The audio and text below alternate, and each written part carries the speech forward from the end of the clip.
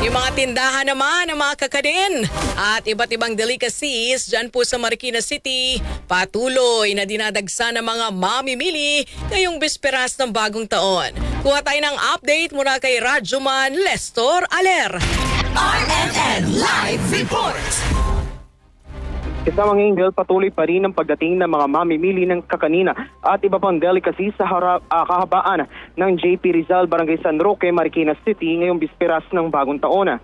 Kanina umaga pa lang ay sunod-sunod na ang pagdating ng mga bibili ng kakanina na kanilang ihahanda sa darating na medianoche. Ayon sa mga nakausap natin mga tendero-tendera, bagamat mataas ang demand simula noong holiday season ay wala pang pagtaas sa kanilang mga ibinibenta kakanina. Ilan sa mga patok na kakanina na binibili dito ay ang bibingkang latik kung saan nagkakahalaga ng 80 hanggang 180 pesos depende sa laki. Kilala din at binabalikan din ang putong pulo na isa sa mga sikat ng tindahan dito kung saan nasa 90 hanggang 220 pesos ang presyo nito. Ang puto paw naman ay nasa 100 pesos ang isang box.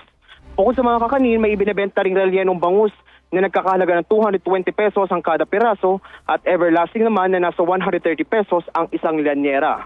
Inaasahan naman ng mga retailers dito na mas darami pa ang customer mamayang hapon habang nalalapit ang pagsalubong sa bagong taon. Kasama mo sa DZXL RMN Manila, Radyoman Lestor Aler, Tatak RMN.